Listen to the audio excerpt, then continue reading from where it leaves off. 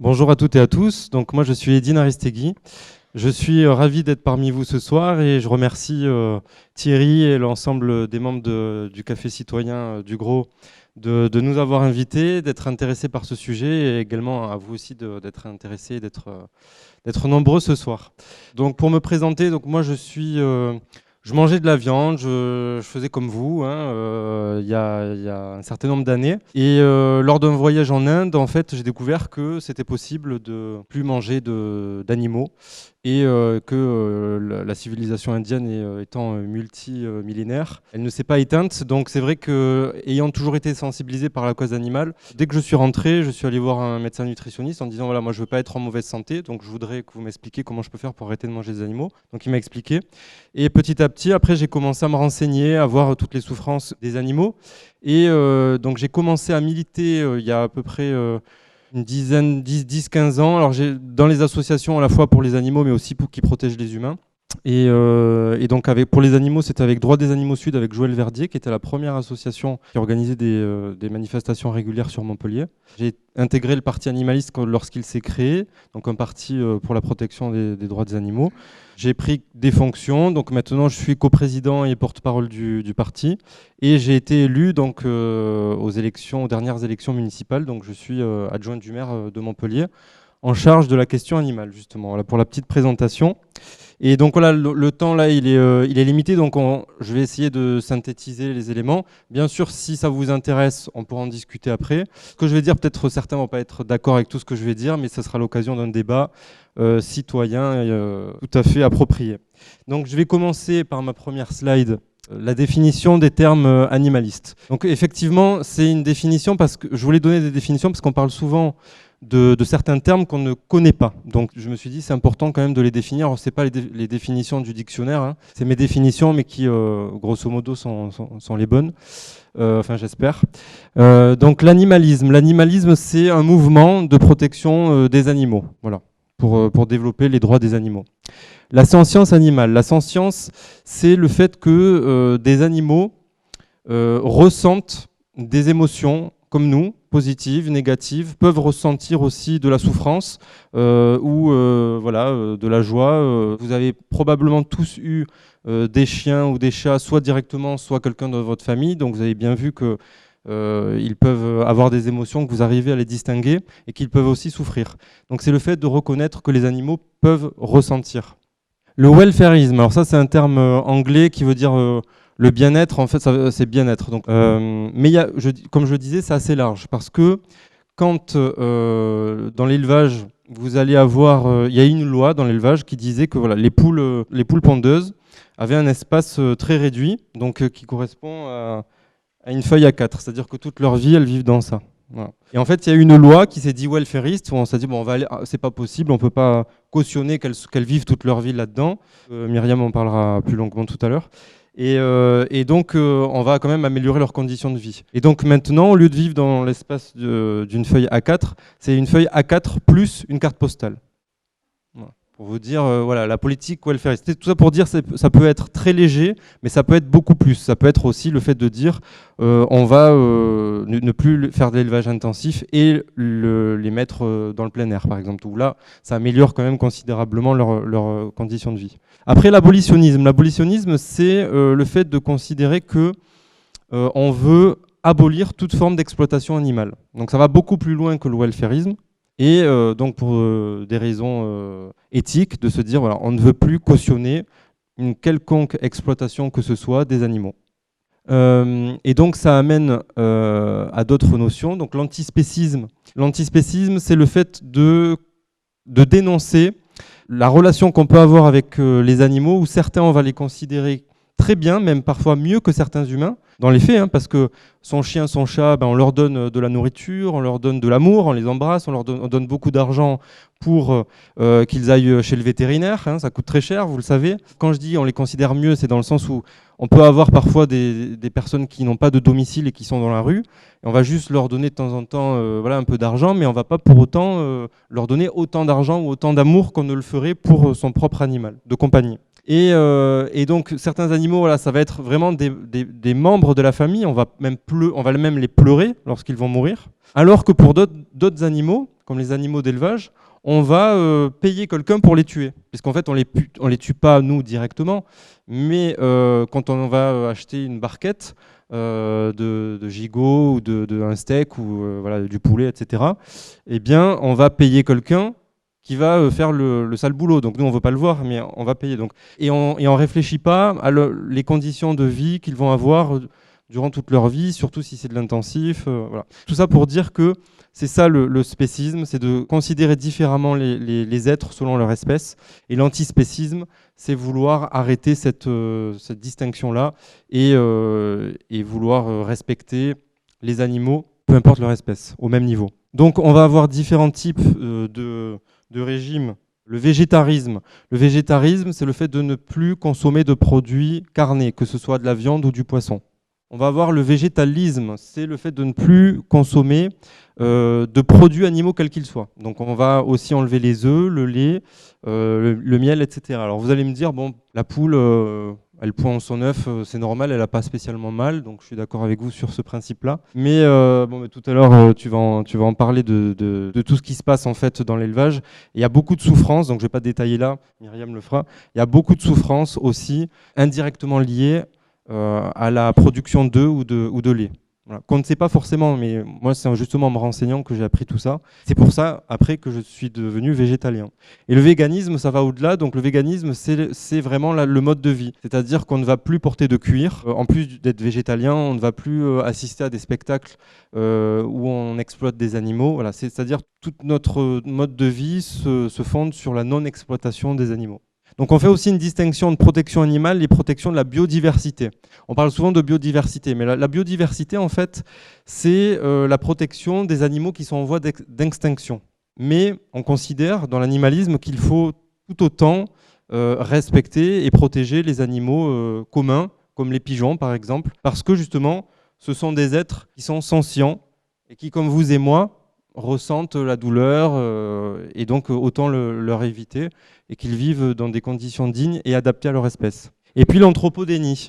Alors j'ai mis ce terme parce qu'on parle souvent d'anthropomorphisme en nous disant, bon, voilà, les animalistes, vous considérez qu'un animal c'est comme un humain, bon, c'est pas forcément la même chose. Et en fait, donc France de Waal en 1999 a défini l'anthropodénie, en fait, qui consiste à dénoncer ce type d'argumentation-là et à dire que c'est un déni, en fait, parce qu'effectivement, un animal, c'est pas un humain, on est d'accord. Et nous, dans l'animalisme, quand on demande le développement des droits des animaux, on ne demande pas la même chose pour les humains et pour les animaux. On ne va pas demander à ce que les vaches aient le droit de vote, par exemple, ce qui serait complètement stupide. Mais pour autant, voilà, comme je l'ai indiqué, ce sont des animaux qui sont sentients, et donc il ne faut pas nier leur souffrance ou la nécessité qu'ils aient des droits et de vivre dans des conditions adaptées à leur espèce. Et si on reste juste 30 secondes sur le déni, là on parle d'anthropodénie, mais il faut savoir que jusque dans les années 60-70, des articles, vous tapez sur Internet, vous le retrouverez, en fait il y avait un déni des souffrances des enfants, des bébés. Et donc les chirurgiens opéraient les bébés sans anesthésie, parce que le bébé il ne disait pas comme nous j'ai mal. Voilà, il pleurait, mais bon, il se disait bon, les bébés ils pleurent, c'est normal. Donc pour vous dire qu'il y a quand même une évolution de la société, et il y a un déni qui a eu depuis longtemps, et qui aujourd'hui, heureusement, c'est plus le cas pour les bébés, mais c'est malheureusement encore le cas pour les animaux. Voilà, et puis on peut remonter même à l'animal, le machine de Descartes, qui considérait que les animaux ne souffraient pas, que c'était des machines, et qu'en fait quand ils criaient, c'est comme voilà, quand je fais ça avec la table, ça fait du bruit, quoi. Voilà, c'est mécanique. Bon. La condition animale, un effet de mode ou un mouvement ancien. Voilà, donc je ne vais pas tout lire, je crois que j'avais mis des couleurs. Pour parler de la première loi, donc c'était ça remonte, en fait, c'est pas un effet récent. Il y a eu une loi en France, la première loi, c'était la loi Grammont, qui mettait une amende aux personnes qui faisaient souffrir un animal en public, notamment les chevaux. Alors pourquoi en public? L'intention de Grammont, c'était vraiment de faire de la protection de l'animal, mais en fait, il s'est dit, comme malheureusement aujourd'hui, je vais avoir des oppositions, donc en fait, je vais le faire passer sur le choc que cela peut générer sur les enfants ou sur les personnes qui verraient une maltraitance. Voilà. Donc c'est comme ça que c'est passé. Alors, après, heureusement, on a eu quelques lois. Bon, on est très en retard en France par rapport à d'autres pays. Les pays anglo-saxons, d'autres pays sont beaucoup plus avancés que nous. Mais c'était déjà une première avancée. Et puis on a retrouvé aussi des écrits chez des savants depuis l'Antiquité jusqu'à nos jours. Donc voilà, Porphyre, Plutarque, Montaigne et bien d'autres. Je ne les ai pas tous cités, mais il y en a beaucoup. pour dire que c'est pas récent.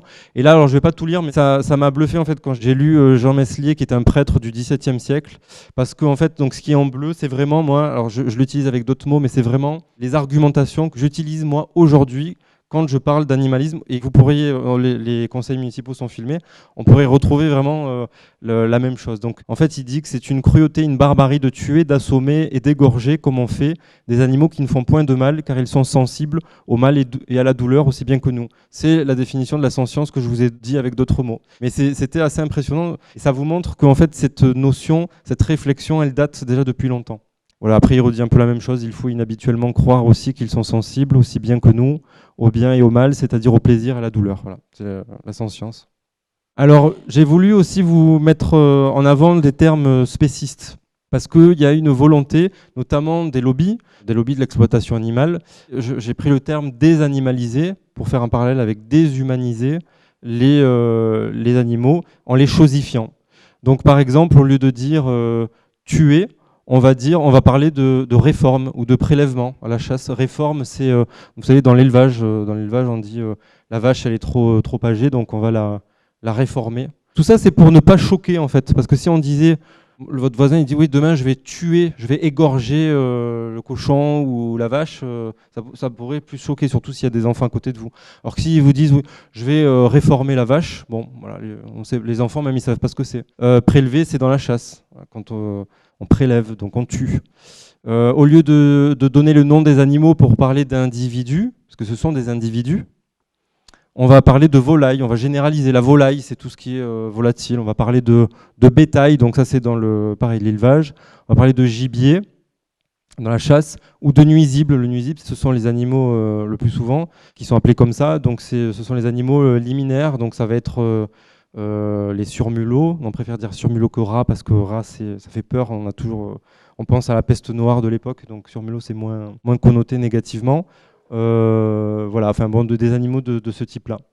Au lieu de parler de chair animale, on parle de viande, parce que bon, on dit voilà, j'ai acheté de la viande. Mais si vous disiez à votre enfant, j'ai acheté de la chair, la chair animale, tiens, tu vas, bon appétit. Je suis pas sûr qu'il mangerait de la même manière.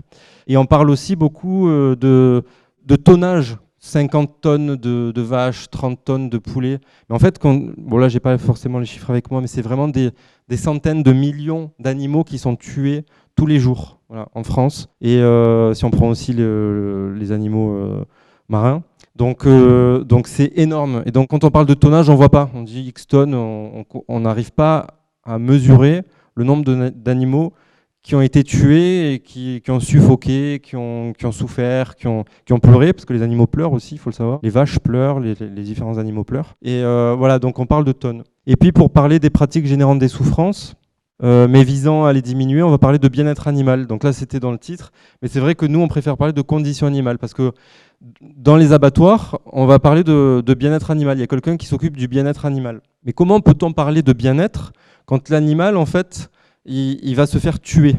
Est-ce que vous, si un jour on vous tue, ce que j'espère pas, la personne va dire tiens, je vais réfléchir à son bien-être. Bon, non, on ne peut pas parler de bien-être animal. Donc on parle de conditions animales. Voilà. Donc ça, ce sont les termes spécistes qu'on essaye de dénoncer, parce qu'on le voit régulièrement dans les publicités. On voit la vache qui est dans le champ, qui saute, qui est en joie, des fois avec la technologie, on peut essayer de leur faire des sourires, voilà. Alors que c'est pas du tout ça, la vache qui rit. Alors que c'est pas du tout la réalité, en fait. Ça serait plutôt la vache qui pleure, si on voulait se rapprocher de la réalité. Alors la normalité, qu'est-ce que c'est la normalité? Bon, là vous vous dites peut-être, bon voilà, on a des animalistes, des véganes, bon, ils ont des idées un peu farfelues, on va quand même les écouter parce que c'est peut-être intéressant, on va apprendre des choses, mais ils sont pas dans la norme, en fait. Parce que c'est vrai que si on considère que la norme, c'est ce que fait la majorité des gens, c'est vrai que la majorité des gens encore consomment des produits animaux. Mais il y a Florence Burga, qui est une directrice de recherche à l'INRAE, qui a fait un excellent ouvrage que je vous recommande, qui s'appelle L'humanité carnivore. Et donc c'est un gros pavé quand même, hein, donc je ne vais pas tout vous résumer, sinon je vais exploser le timing. Mais en fait, elle parle des sociétés d'Amérique latine, alors je sais pas si c'est les Incas ou les Aztèques, qui à l'époque attaquaient donc d'autres tribus adverses, et ne les tuaient pas tous, donc ils tuaient les guerriers.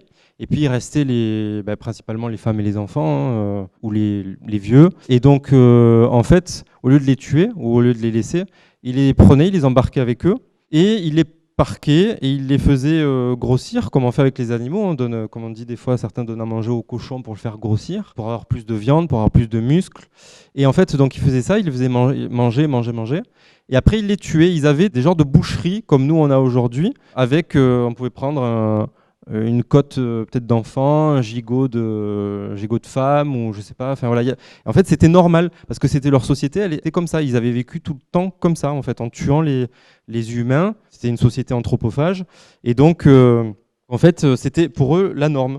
Et je trouve que c'est intéressant cet ouvrage parce que ça nous permet justement de nous poser la question, est-ce qu'on est dans un monde normal? Est-ce que ce qu'on fait, c'est normal? Est-ce que manger les animaux, est-ce que tuer les animaux, c'est normal? Voilà. Je trouve que c'est un ouvrage intéressant pour se poser les bonnes questions. Parce que ça nous met un parallèle avec ce que faisaient d'autres sociétés et qu'elles considéraient comme étant normal.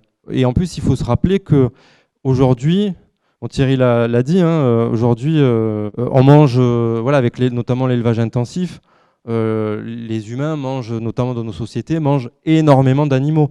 Tous les jours, même à tous les repas, quasiment, je sais pas, peut-être vous, à tous les repas, on mange des animaux. Alors que avant, déjà nos grands-parents, arrière-grands-parents, c'était pas le cas. C'était peut-être une fois par semaine. Et ça s'est beaucoup développé depuis la guerre mondiale. Les Américains qui ont contribué à la libération de la France, donc ils ont amené beaucoup de positifs. C'est pas le cas maintenant avec Donald Trump qui est pas un bon exemple, mais ils ont aussi amené l'industrialisation, le lait, boire du lait sans arrêt, manger des animaux à tous les repas, McDonald's, etc. Et donc déjà la normalité d'aujourd'hui, parce que certains disent, moi je ne ferai pas un repas, je considère qu'un repas n'est pas complet s'il n'y a pas de la viande, par exemple. Certains pensent ça. Alors que déjà la norme il y a quelques générations, c'était pas du tout ça. Donc même le fait de manger des animaux, voilà, nous on met en avant que ça n'est pas une norme, en tout cas que ça peut être une habitude, mais que c'est pas ça qui nous rendra normal. Voilà. Donc là, c'était pour vous donner quelques exemples d'actions qui sont possibles à l'échelle des communes. Donc il y a plusieurs communes dans lesquelles il y a eu des avancées en matière de conditions animales. Donc par exemple au niveau de la chasse et la pêche, il faut savoir que la chasse, ces dernières années, il y a eu un recensement et on va bientôt atteindre les 500 morts humains liés à la chasse. Quand on fait des actions en faveur des animaux, faut aussi, donc, nous on considère que déjà, juste pour les animaux, ça vaut le coup et il faut le faire, mais on veut aussi montrer que ça a aussi des actions bénéfiques pour les humains. D'ailleurs, quand on parle d'animalisme, en fait, qu'est-ce que c'est l'animalisme? L'animalisme, c'est simplement l'humanisme qui étend son champ de considération envers les animaux. Voilà. Et donc, quand certaines communes interdisent la chasse pour protéger les animaux, eh bien, elles protègent en même temps les humains. Voilà. Parce qu'il y a eu, là je vous le dis, on a 400, je ne sais plus combien, bientôt, malheureusement, on atteindra un jour les 500, hein. C'est fort probable. Et ça, je ne parle pas de toutes les personnes qui ont été blessées. Tout à l'heure, tu me parlais de la personne de l'association Un jour un chasseur. C'est une association qui s'est créée suite à la mort de Morgan King, qui dans son jardin ramassait du bois et a pris une balle, il est mort. Ils mettent en avant, enfin les personnes leur envoient toutes les situations de ce type-là, et donc ils les diffusent, ils les communiquent. Et donc voilà, moi j'ai lu des trucs complètement hallucinants, même des trains en circulation entre Avignon et Paris, où en circulation, la personne a reçu une balle dans l'appui-tête, donc pour vous dire. Hein. Voilà, enfin bon, ou alors dans la chambre des enfants, voilà, il y a beaucoup de risques. La pêche aussi, c'est une possibilité d'interdire la pêche. La corrida, donc il faut savoir que la corrida, c'est... il y a 80, là je parle à l'échelle de la France, hein, il y a entre 80 et 90% des Français qui sont contre la corrida. Pourtant, elle est toujours autorisée et en plus de ça, elle est subventionnée par de nombreuses mairies. Donc en termes de démocratie, c'est pas terrible. Et d'ailleurs, il y a le rapport de la Cour des comptes qui est paru là, il y a 2-3 ans sur la corrida à Nîmes, qui a démontré que la corrida était déficitaire. Si on compte toutes les aides et plus l'argent qui rentre par rapport le bilan financier, c'est déficitaire. Et que ça représente, parce qu'on dit souvent oui mais la corrida c'est la feria, dans la corrida il n'y a plus la feria, il n'y aura plus de monde, ça va nuire à l'économie. C'est à peine 5% des gens qui vont à la feria qui assistent aux corridas. Donc on pourrait très bien continuer les ferias. La bouvine, donc vous en avez probablement entendu parler, surtout vous qui habitez ici. Donc là, ce qui avait été demandé, c'était pas d'interdire la bouvine, c'était d'interdire les activités les plus génératrices de souffrance qui sont inutiles, donc notamment le fait de stériliser, donc castrer des animaux à vif. Alors il n'y a pas de registre, il n'y a pas de compte en fait pour savoir dans combien de manades c'est fait à vif ou dans combien c'est avec de l'anesthésie. Mais il y a eu, suite à toute la médiatisation, il y a eu des journalistes, il y a eu 4 journaux qui se sont intéressés, qui ont posé des questions directement à des manadiers ou à des vétérinaires qui travaillent avec les manadiers. Et dans les 4 cas, c'était sans anesthésie. Voilà. Donc pour moi, l'exception, c'est plutôt quand il y a des anesthésies. Et donc pour vous donner un exemple, voilà, donc la castration, c'est on ouvre les bourses, on tourne les testicules jusqu'à ce que ça s'arrache, une testicule après l'autre. Ça, c'est la première technique. Après, il y a avec la pince, donc on va avec une pince venir briser les canaux spermatiques. Mais ça, c'est avec le risque qu'il reste toujours un testicule qui soit fonctionnel. Donc, c'est pour ça que certains préfèrent l'ablation totale. Et puis sinon, il y a les élastiques. Donc, on va mettre des élastiques tellement serrés, c'est pas des élastiques comme on a l'habitude, hein, c'est des élastiques tellement serrés qu'en fait les bourses et les testicules nécrosent et tombent au bout d'un moment. On peut se dire c'est moins barbare, mais en fait c'est des douleurs terribles pendant plusieurs mois en fait. Donc c'est aussi voilà. Après donc tout ça on pourrait anesthésier plutôt que de faire tout ça. Il y a aussi le fait de la ferrade qui est le brûler au fer rouge un animal, c'est pas nécessaire. Et maintenant, il y a d'autres types d'identification possibles. Et la dernière, c'est l'escoussure. C'est le fait de découper avec un couteau à vif, hein, toujours des morceaux d'oreille pour que l'oreille ait une certaine forme et que quand l'animal est dans les arènes, on reconnaisse de quelle manade elle appartient. Donc, de quelle manade elle est originaire. Donc, on pourrait faire des codes couleurs ou d'autres types de... Voilà. Donc après, les cirques avec animaux, effectivement, il y a une législation qui prévoit la fin des animaux sauvages dans les cirques itinérants en 2028. Donc ça, certaines municipalités ont fait des vœux et ont mis en place des actions pour qu'il n'y ait pas de cirque avec animaux. La végétalisation de l'alimentation, donc là, ce qui se fait beaucoup, qui se développe de plus en plus, c'est une option quotidienne pour que les enfants qui le souhaitent tous les jours puissent manger végétarien. Et donc 2 repas pour tous toutes les semaines. Donc voilà, ça peut être végétarien ou végétalien par exemple. Des clauses dans les marchés publics, donc pour éviter donc tout ce qui est produit de nettoyage, les tests sur animaux. Et au niveau de l'alimentation, je ne vais pas rentrer dans le détail, Myriam va en parler, des pires pratiques. Et donc, on peut insérer des clauses qui interdisent ces pratiques-là. La prise en compte des animaux dans la gestion des espaces verts, c'est par exemple le fait de ne pas couper les arbres ou les haies pendant les périodes de nidification. Voilà ce type d'exemple. Quand on doit couper un arbre, qu'il y ait un écologue qui vienne pour mettre une chaussette dans les trous et que comme ça permet, s'il y a des petits oiseaux ou des chauves-souris, qu'elles sortent et que les animaux ne puissent pas rentrer. Création de structures pour les animaux, donc des dispensaires, des hôpitaux pour la faune sauvage, des refuges sociaux et solidaires. Par exemple, ça, les refuges sociaux et solidaires, c'est pour les personnes qui n'ont pas de logement, qui ont besoin d'amener leur animal, qui ne peuvent pas le garder parce que voilà, s'ils ont rendez-vous dans une administration ou pour des soins, c'est pas autorisé. Eh bien, ils peuvent déposer l'animal. Ça permet que certaines personnes ne voulaient pas les laisser tout seuls prendre le risque de les perdre. Donc en fait, ils n'allaient pas à certains soins ou ils n'allaient pas honorer certains rendez-vous dans les administrations et donc perdaient leurs droits. Et quand il y a ce type de refuge-là, ça permet aussi voilà, qu'ils puissent bénéficier de leurs droits et de l'accès aux soins. Et c'est aussi parfois des personnes qui sont complètement désociabilisées, qui n'ont plus du tout de contact même avec des assistants sociaux ou autres. Et ce type de refuge permet de les réinsérer. Voilà, il y a Qualia qui fait ce type d'action. Je fais vite, la police municipale voilà, qui peut être formée à la protection animale. La gestion des chats errants, donc les stériliser, leur payer les soins pour les vétérinaires, installer des cabanes et faire de la médiation, parce que des fois il y a certaines personnes, notamment dans les résidences, qui ne sont pas contentes que des gens donnent à manger aux chats parce que ça fait du bruit, parce qu'il y a des odeurs, etc.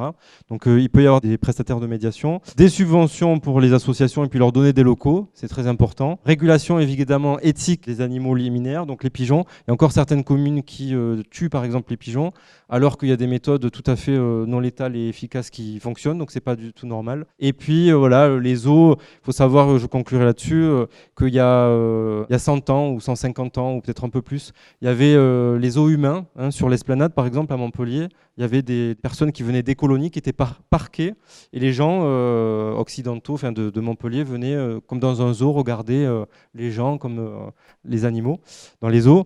Ensuite, on a eu les zoos du XXe siècle où en fait, voilà, ce sont des animaux qui sont parqués, mais en fait, on réfléchit pas du tout à ce qu'ils sont heureux, est-ce qu'ils sont pas heureux.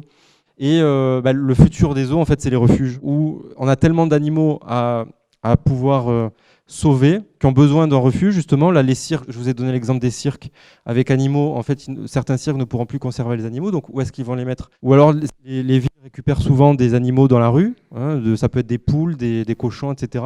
Et donc, où les placer? Donc, souvent, les villes les font euthanasier si elles ne veulent pas se prendre la tête. Et donc, le fait d'avoir des refuges, ça permet de leur donner un refuge, un logement. Et en contrepartie, eh bien, les humains peuvent continuer d'apprendre. C'est vrai que les humains adorent, même les enfants adorent voir les animaux, donc ils peuvent continuer d'aller les voir. C'est de la pédagogie, ça peut être de la science aussi.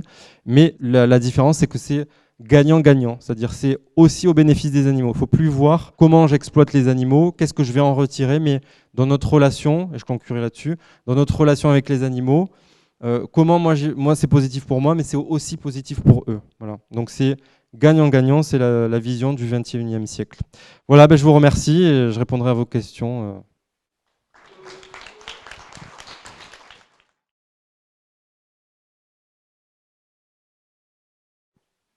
Bonjour tout le monde. Merci aux organisatrices et aux organisateurs de cette soirée. Moi, je suis Anne Lantéry et ce soir, je vais vous parler du conditionnement à la consommation de produits d'origine animale. Alors, j'ai moins l'habitude qu'Edine de faire des grands discours, donc je serai un peu plus dans la lecture probablement. On nous a demandé de dire comment tout a commencé, comment on s'est intéressé à cette cause-là. Et moi, c'était il y a une quinzaine d'années, quand j'ai commencé à regarder d'un peu plus près ce que je consommais. Et j'ai vu sur un produit de salle de bain non testé sur les animaux. Et du coup, j'ai commencé à me renseigner. Et ça a été le début du fil de l'exploitation animale que j'ai commencé à tirer. Et plus on tire, et plus on se rend compte que c'est un problème systémique. C'est un problème de société construit sur la violence institutionnalisée sur les animaux, le sujet dont on vous parle ce soir. Donc, je suis ici en tant que référente de l'association We the Free, et anciennement référente de l'association Anonymous for the Voiceless, qui sont des associations internationales. Donc je gère les antennes à Montpellier. Et je vais vous dire après ce qu'on fait avec ces associations particulièrement. Donc depuis plusieurs années, je milite pour donner une voix aux animaux victimes de l'exploitation. À Montpellier, mais aussi dans d'autres villes de France comme Nîmes, Avignon et Aix-en-Provence. Ayant milité la grande majorité de mes samedis ces 4-5 dernières années, mes témoignages de ce soir va être basé sur des échanges entre eux avec 1 et 2 milliers de personnes. Lors de ces événements, l'action principale qu'on fait, c'est la sensibilisation de rue. Donc la sensibilisation de rue, c'est des échanges qu'on va avoir avec des personnes qui s'intéressent à la cause animale et on va leur expliquer le fonctionnement de l'industrie et de l'exploitation animale. Il y a du bio, il y a du pas bio, il y a du local, du pas local dans ce qu'on montre. Et ça finit toujours à peu près de la même façon pour les animaux, n'est-ce pas? Donc on fait ça parce qu'il y a un manque de visibilité, il y a un manque d'information et il y a un manque de connaissances sur le sujet de l'exploitation animale, particulièrement en France. Et c'est très intéressant parce que quand je demandais aux personnes avec lesquelles on échange donc dans la rue pourquoi une vache ça fait du lait, pratiquement toutes les personnes me répondent une vache ça broute de l'herbe et puis ça fait du lait quoi. C'est incroyable, je ne sais pas si vous vous rendez compte, mais nous, en humains, avons instrumentalisé à tel point les animaux, ici les produits laitiers, donc le système reproducteur des animaux, des mammifères à tel point que celles qui en réalité, tout comme nous, qui sont des mères, ont été totalement déshumanisées. Des mères qui, dans l'industrie, se font inséminer à répétition pour avoir un enfant et du lait, un enfant et du lait. Je ne sais pas si vous savez, mais la période de gestation d'une vache, c'est à peu près comme une femme, c'est 9 mois. Donc ça veut dire qu'en permanence, on lui fait avoir des enfants. Et au bout de 5 ans, elle ne produit plus assez de lait. Une vache, ça vit environ 15-20 ans quand même. Mais comme elle ne fait plus assez de lait, comme elle ne rapporte pas de fric, et au bout de 5 ans, pouf, elle est tuée. Et c'est la côte de bœuf. Et la viande de bœuf, très souvent, c'est juste de la vache d'industrie laitière qu'on a considérée qui n'était plus assez intéressante pour nous humains. Et donc, comme je disais, comme tout mammifère, comme nous humaines, c'est juste une mère qui a un enfant, qui fait du lait pour son enfant. Et nous, on va séparer cet enfant de sa mère pour leur prendre son lait. On va en faire tous les produits laitiers qu'on a l'habitude de consommer au quotidien, les 3 produits laitiers par jour, n'est-ce pas, desquels on a été rabâchés par les lobbies de l'industrie laitière. Mais je pense que je n'ai pas besoin de vous dire qu'il y a un petit problème là-bas. Je pense que dans notre conception de ce qui est naturel, ça ne l'est pas trop. Et qu'il faut qu'on redonne un peu la place de ce qui est un peu sensé. C'est même un peu pervers, je trouve, quand on y pense. Le fait on est la seule espèce en animal qui, après avoir été sevré, parce que on consomme du lait, le lait de notre mère quand on est bébé, au bout d'un moment on est sevré, et en plus on consomme le lait d'une autre espèce que la nôtre. On est le seul animal qui fait ça, et je trouve que c'est un tout petit peu tordu quand même, quand on y réfléchit. Donc là, j'ai parlé des produits laitiers, mais il n'y a pas que ça, bien sûr. La viande, par exemple. Le poisson, moi j'adorais la viande, je mangeais beaucoup de viande rouge. Le poisson, pareil, les plats de mamie, les sushis au restaurant. Mais, oui, il y a un mais. Manger des animaux, malheureusement, ça implique forcément ça. Et là, vous voyez des images, mais vous n'avez pas les cris de détresse, le froid du métal, l'odeur du sang, la brutalisation, toutes les électrocutions, les coups de pied, les tirs répétés de pistolets étourdissants, la douleur, l'agonie et finalement la mort. Et quand on ouvre sincèrement son cœur avec notre association, le résultat qu'on a, c'est ça. Parce qu'on se rend compte que depuis tout ce temps, on a financé toute cette violence et cette souffrance. Et on nous demande souvent en tant que véganes, parce que du coup, nous, on est véganes bien évidemment, est-ce qu'il n'y a rien qui vous manque, vous regrettez rien en devenant végane? Et en fait, la seule chose qu'on regrette, c'est juste de ne pas l'avoir fait plus tôt. Et donc, là, je vous parlais des vaches. Le problème de ces fameuses machines à lait dans l'inconscient collectif d'un peu tous les citoyens et citoyennes français. Et c'est là qu'on soulève un problème important parce que cet abrutissement des animaux non humains, parce qu'actuellement, il faut bien dire qu'on leur a enlevé toute individualité, toute intelligence. Ils sont devenus juste des consommables, les animaux d'élevage. Et pourquoi on a fait ça? Tout simplement parce que c'est beaucoup plus accommodant quand on paye pour que quelqu'un les tue et les consommer, de se dire qu'ils sont idiots. Et c'est juste pour soulager notre conscience. Mais le problème, c'est que c'est faux. C'est totalement faux. Parce que, en réalité, ces animaux qu'on exploite, ils sont très intelligents. Certains ont même des capacités supérieures à nous humains. Prenez la poule, à leur petit retour au collège. Je ne sais pas si vous vous rappelez, mais dans notre œil, on a 3 cônes qui nous permettent de voir les variations de couleurs rouge, verte et bleue.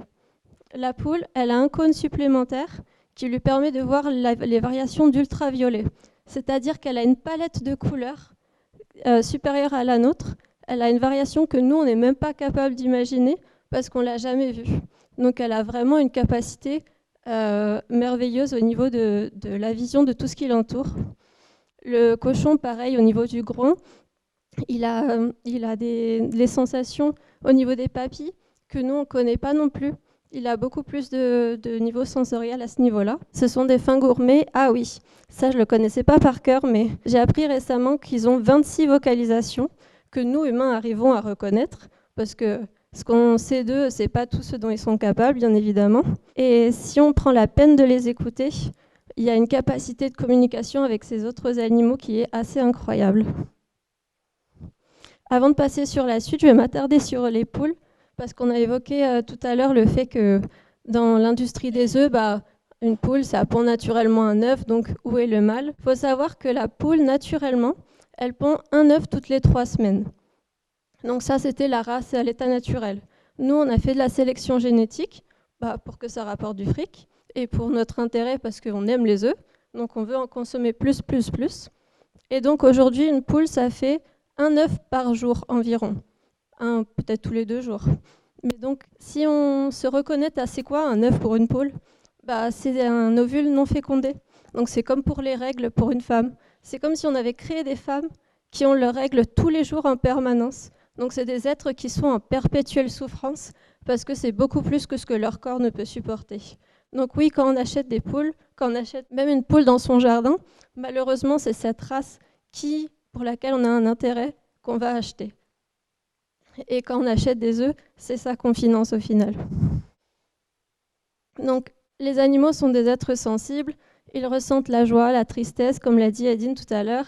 Ils ont des meilleurs amis, ils ont des plats préférés. Il paraît même que les cochons, quand ils sont élevés dans des foyers, ils adorent se mettre sous les couettes quand il pleut et être extrêmement dramatiques et pleurnicher jusqu'à ce que la pluie s'arrête. Donc il paraît qu'ils sont plus intelligents que les chiens, si on parle d'intelligence, même si la seule chose qui compte, c'est leur sensibilité, leur capacité à ressentir. Et le message qu'on veut faire passer aujourd'hui surtout, c'est de se reconnecter à l'impact qu'on a avec notre consommation, parce que acheter, c'est cautionner, et c'est même pire, c'est financer, et on a plein de choix pour se nourrir. Les animaux, eux, ils n'ont qu'une vie. Ayons une réflexion plus éthique. Il faut reconsidérer la relation de domination qu'on a sur ces autres animaux, et enfin élargir notre cercle de considération morale à tous les êtres dotés de sensibilité, pour qu'ils ne soient plus quelque chose, mais quelqu'un.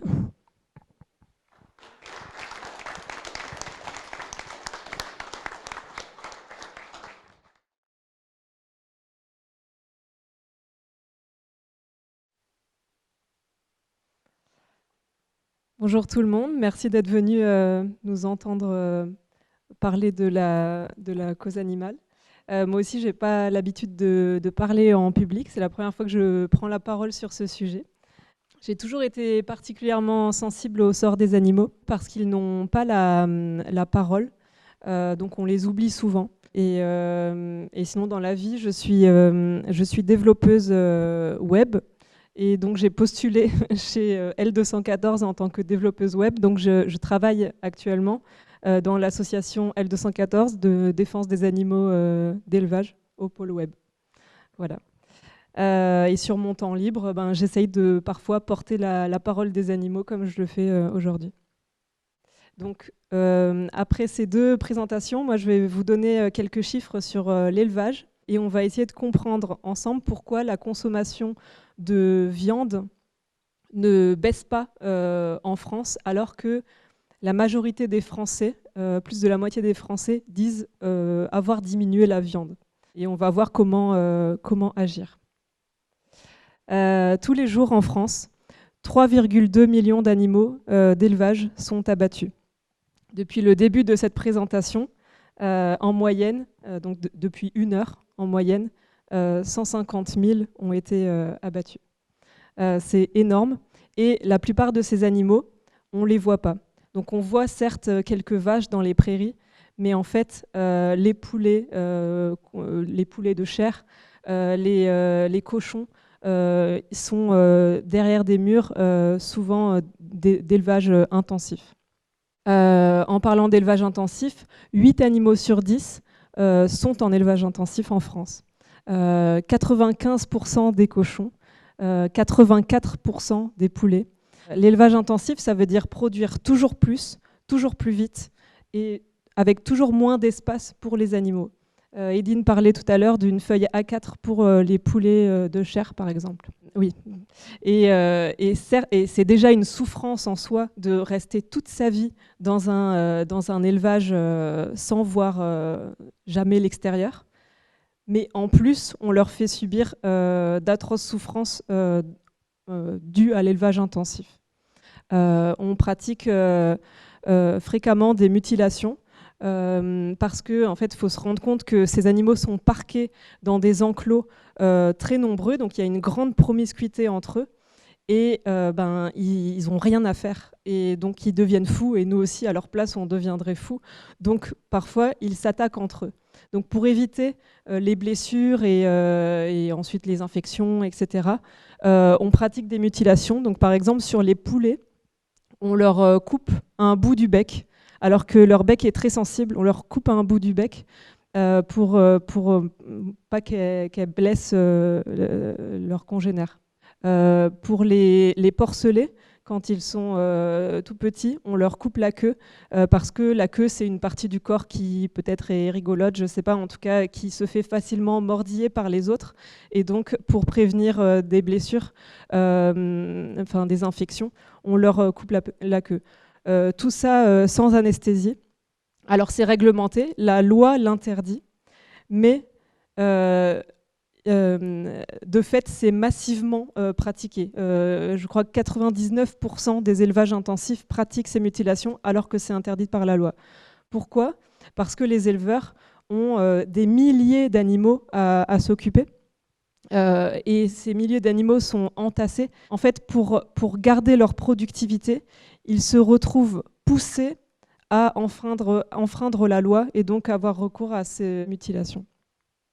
Je vous ai épargné quelques horreurs, mais aussi il faut savoir qu'on castre les porcelets avec une anesthésie très insuffisante, locale, qui dure même pas 24 heures. On les castre, pourquoi ? Pour que la viande ait une moins mauvaise odeur. Les porcelets mâles, bien sûr. On leur meule les dents aussi pour qu'ils se blessent moins, ça quand ils ont 7 jours. Et ça peut leur faire, tout ça leur provoque de vives douleurs. Et le meulage des dents peut par exemple, il peut y avoir des infections, des abcès, c'est vraiment très fréquent. Aussi, je continue sur les horreurs, pardon. On est là pour ça. Les truies reproductrices passent la grande partie de leur vie dans une cage si petite qu'elles peuvent même pas se retourner sur elles-mêmes. Elles peuvent juste se coucher et se relever. Et si on fait ça, c'est encore une fois pour des raisons de productivité, parce que sinon, elles pourraient écraser leur porcelet et donc l'élevage s'en retrouverait démunies. Voilà, donc ça aussi c'est une vie de souffrance. Et quand quand elles ont fini d'allaiter les porcelets, on les sort, mais pas longtemps, juste on les insémine. D'ailleurs, quand elles sont toujours dans la cage, on les sort. Elles restent pas longtemps à l'extérieur et après on les remet dans la cage et elles se débattent pour pas y re-rentrer. C'est dire à quel point c'est une souffrance pour elles.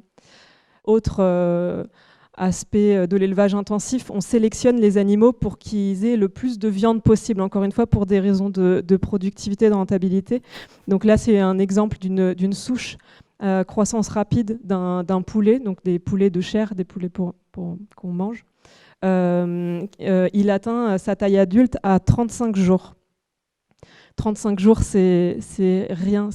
Et donc, c'est complètement disproportionné. À 35 jours, il a un poids qui fait qu'il ne peut même pas se tenir debout sur ses pattes. Et il ne vivrait pas longtemps de toute façon, mais dans tous les cas, on l'abat dès qu'il a sa taille adulte. Encore une fois, pour des questions de rentabilité, ça ne sert à rien de nourrir des animaux qui en fait ont toujours le même poids. Dès qu'ils ont leur taille adulte, on les abat. Donc là, c'est une illustration qu'on a faite avec L214 qui s'intitulait « Quel âge a votre viande ?» Donc pour chaque animal, le cercle blanc représente son espérance de vie totale et la partie verte, c'est son âge d'abattage en élevage. Donc par exemple, pour les cochons, l'espérance de vie d'un cochon, c'est 15 ans. Et en élevage, on l'abat à 6 mois, parce qu'à 6 mois, il atteint sa taille adulte et ça ne sert à rien de le faire durer plus longtemps. Ce serait pas rentable, quoi. Voilà, donc notre jambon, etc., il a 6 mois. Voilà, c'est ça l'élevage intensif. Il y a plein d'autres choses à dire. Il y a par exemple les cadences imposées en abattoir qui sont très élevées, donc qui forcément génèrent des ratés et donc des agonies pour les animaux. Il y a les transports d'animaux vivants qui sont très longs, on leur donne pas d'eau, etc. C'est terrible. Il y a le gavage pour le foie gras, c'est une souffrance terrible pour les canards. Plein d'autres choses aussi. Je parle très peu des poissons dans cette présentation, malheureusement, c'est souvent les oubliés. Mais l'élevage intensif de poissons est terrible. Il y a une association qui le documente très bien qui s'appelle Systémique. Je pourrais vous donner... je l'écris plus tard. Je fais juste un aparté sur l'impact écologique de l'élevage. Donc, si on met de côté la souffrance animale, en plus l'impact de l'élevage.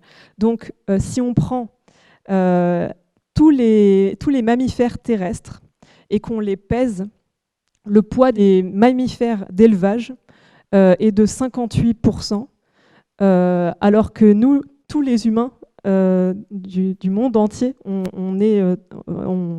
pèse 36% de cette biomasse. Je ne sais pas si vous vous rendez compte, les animaux d'élevage sont beaucoup plus importants que nous. Et tous ces animaux, il faut les nourrir tous les jours. Et les nourrir bien parce qu'on veut les engraisser pour qu'ils fassent de la viande. Donc, pour nourrir tous ces animaux, on accapare des terres agricoles, une énorme proportion de terres agricoles.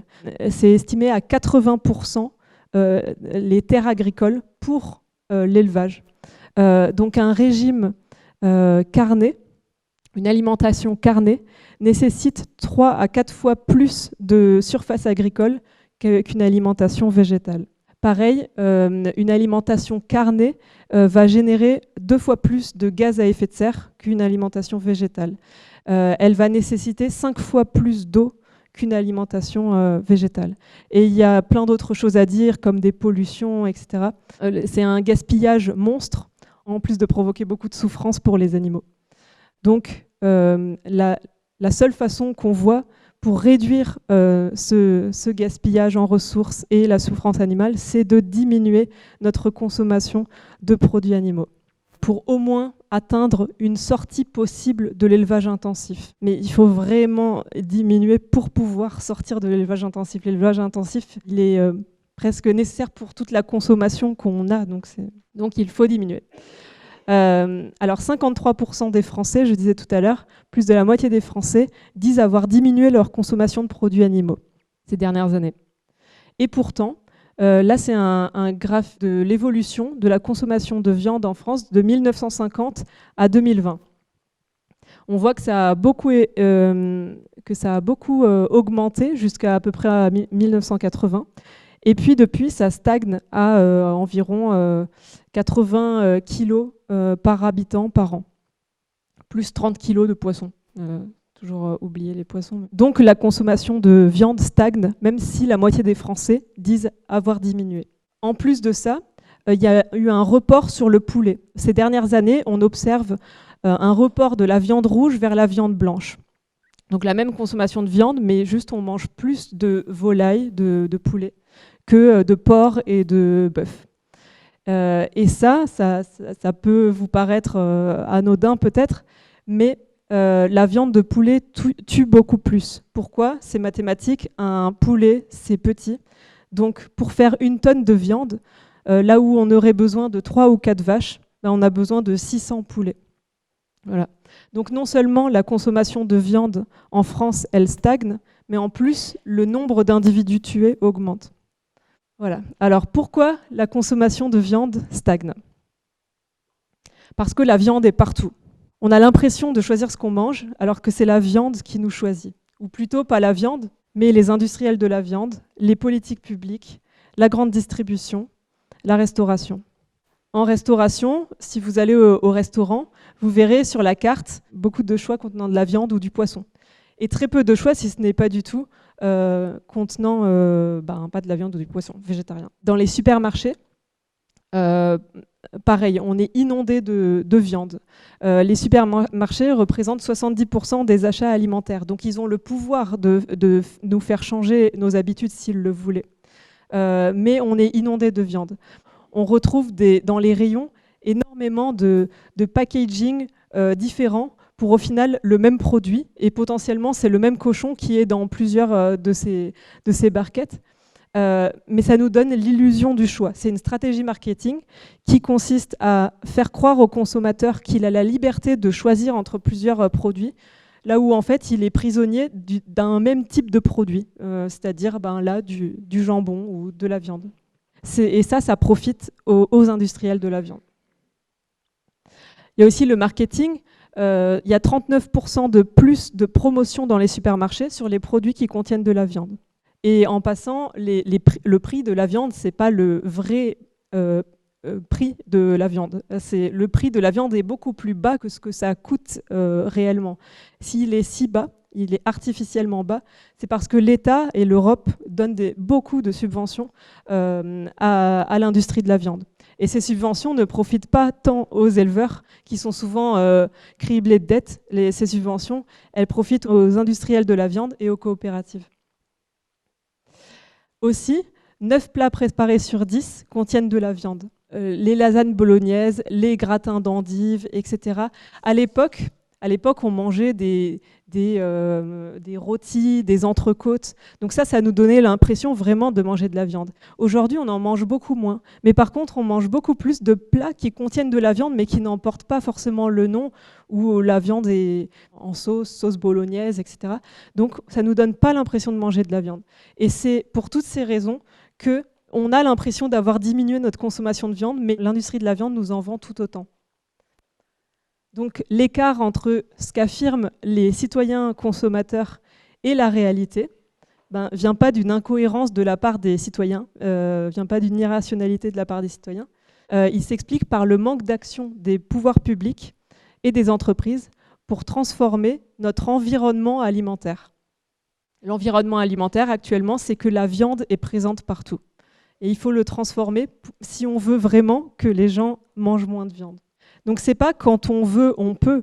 C'est quand on peut, on veut. Si on avait la possibilité si on avait beaucoup de choix alléchants, gourmands, un choix diversifié en végétarien, en végétalien, partout, que ce soit à la carte des restaurants, dans les supermarchés, etc., on mangerait naturellement plus végétarien ou végétalien. On mangerait naturellement moins de viande, mais même sans s'en rendre compte. Donc c'est fort de ce constat qu'avec L214, notre stratégie, c'est de ne pas pointer du doigt les individus, mais de pointer du doigt les institutions et les entreprises, d'essayer de les faire bouger. Donc on va porter des demandes précises auprès des politiques, à l'échelon municipal, national, européen, et des demandes précises auprès des supermarchés pour modifier l'environnement alimentaire. Et à côté de ça, on porte des demandes aussi pour améliorer le bien-être animal dans les élevages intensifs. Donc nos demandes sont compilées dans un rapport. Si ça vous intéresse, vous pouvez le lire. Je l'ai mis ici, mais je le mettrai aussi à la fin. C'est passionnant. Et vous, si vous voulez agir individuellement, comment est-ce que vous pouvez aider les animaux ? Déjà en partageant autour de vous, en parlant de ce qu'on vient de parler. Par exemple, quand vous recevez des invités, je sais que la tradition en France, c'est difficile de sortir de ça, de ne pas servir un plat de viande ou de poisson. Mais vous pouvez essayer une fois, quand vous recevez des invités, de leur cuisiner végétarien. Pas tant pour manger végétarien, mais parce que à tous les coups, quand on sert un repas végétarien, on parle du fait que c'est végétarien. Donc ça ouvre la discussion là-dessus. Si vous achetez un faux saucisson et que vous l'amenez à un apéro, c'est pareil. Bien sûr, c'est mieux de manger un saucisson végétal qu'un saucisson animal, mais ça ouvre aussi la discussion là-dessus. Aussi, Edine en a parlé, au niveau des villes, les villes sont responsables des cantines scolaires. Elles sont tenues, les villes, dans la loi maintenant, il y a inscrit qu'il doit y avoir un menu végétarien par semaine dans les cantines scolaires. Mais toutes les villes ne respectent pas ça. Et donc vous pouvez aller voir si votre ville a mis en place ce menu végétarien par semaine dans les cantines. Sinon, vous pouvez aller interpeller votre maire. Et vous pouvez en plus pousser pour avoir plusieurs menus végétariens par semaine et même des menus végétaliens. C'est ce qu'a fait Edine à Montpellier. Il y a plusieurs menus végétariens, un menu végétalien.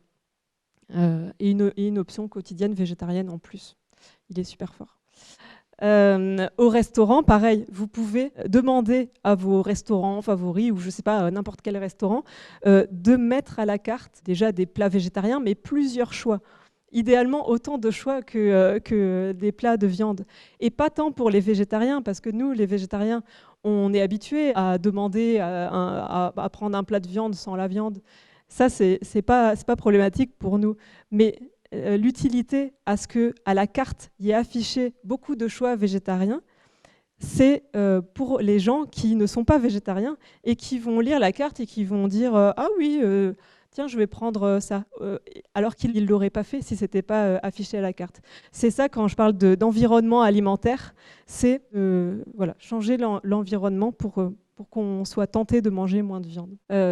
Si vous êtes dans des associations, par exemple des associations écolo ou féministes, vous pouvez essayer d'infuser la cause animale c'est ce que moi personnellement j'essaye de faire dans ces autres luttes, parce que la cause animale est souvent oubliée, alors que y a beaucoup de choses à dire sur les autres luttes qui concernent les animaux. J'ai mis ça parce que c'est d'actualité. Le 28 septembre, il y aura une grande marche interlutte, donc écolo, féministe, décoloniale, etc. On dirait qu'il y a toutes les luttes dedans, mais j'ai lu l'appel et il n'y a pas du tout mention des animaux. Pourtant, le titre « Climat, justice, liberté », on voit que les animaux pourraient complètement être inclus dedans, d'après ce qu'on a dit depuis tout à l'heure. Voilà, donc c'est personnellement mon combat, mais je vous invite à le rejoindre. Vous pouvez aussi donner de la force aux associations. Donc bien sûr, on connaît le don, mais une façon efficace d'aider, c'est aussi de s'inscrire à des lettres d'information qui nous demandent d'agir. Donc ça, c'est pas des lettres d'information habituelles, c'est des actions politiques pour les animaux ou des actions, on appelle ça action express, là c'est à destination des supermarchés ou des entreprises. On vous envoie cette lettre et vous avez juste en quelques clics, vous pouvez envoyer un message à votre député ou à votre supermarché. Le message est pré-rédigé, il n'y a vraiment pas grand-chose à faire et ça a beaucoup d'impact parce que c'est une façon de faire un contre-lobbying, un lobbying citoyen. Voilà, donc j'ai mis ici quelques associations qui défendent les animaux d'élevage. Je parlais tout à l'heure de Systémique, qui défend les poissons. Voilà, je les pointe parce qu'ils sont seulement trois, ils sont très efficaces et ils ont besoin de force.